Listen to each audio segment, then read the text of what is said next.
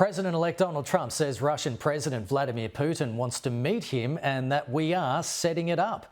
Joining us live now is political analyst and Professor of Global Futures at Curtin University, Joe Siracusa.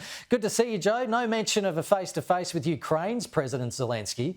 What's your view about this, as Donald Trump has shown he is sympathetic to the Russian leader in his dislike of NATO? Good morning, Kenny. Well, look, the Bulletin of Atomic Scientists says the doomsday clock is 90 seconds to midnight. So if the President of the United States and the President of Russia want to take the nuclear threat back a little bit, this is a perfect start to it.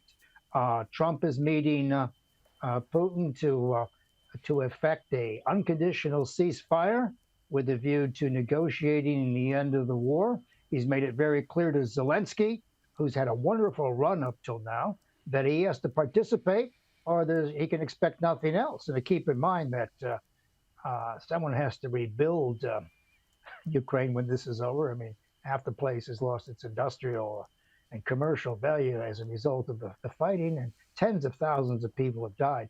Look, this is the same kind of initiative that John Kennedy and Nikita Khrushchev took when I was a kid in 1962 to get the nuclear threat off the table. I think it's very good news. You notice that President Trump is not going to be talking about President Putin as a killer or a dictator or a war criminal. He's going to have a conversation, which is what adults do.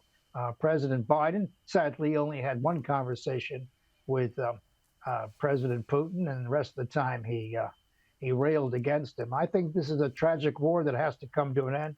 And if this is Donald Trump's first 100 days in office, then I would be quite satisfied.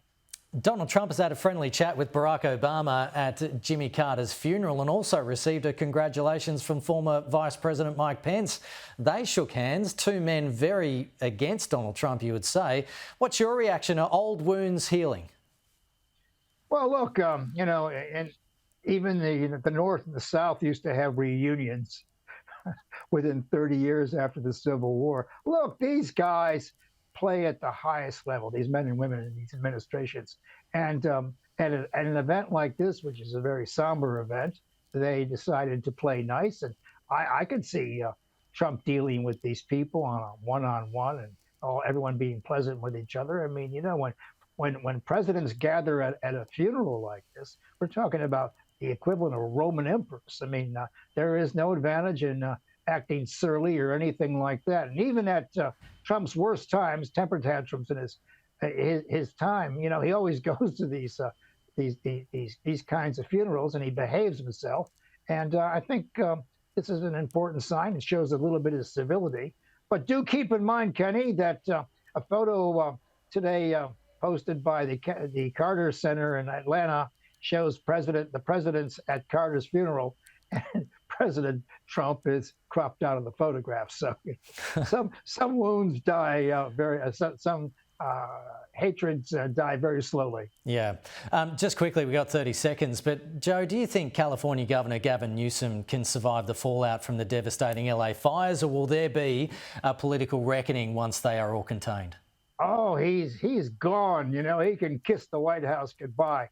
This is a political disaster. Americans expect their governors and their mayors and their police chiefs and fire chiefs to get a handle on this, and they were poorly prepared for this. And keep in mind, there are, I think, 7 major water facilities that were supposed to be built, but they couldn't meet the ecosystems criteria as a result of Newsom's pushing on this angle here. So he's going to have to bear the burden here. And I do not think Kamala Harris is going to rush in to replace his job, because there's a lot of people there who are angry, and with good reason. Joe Siracusa, thanks for joining us. Speak to you again soon. Thank you.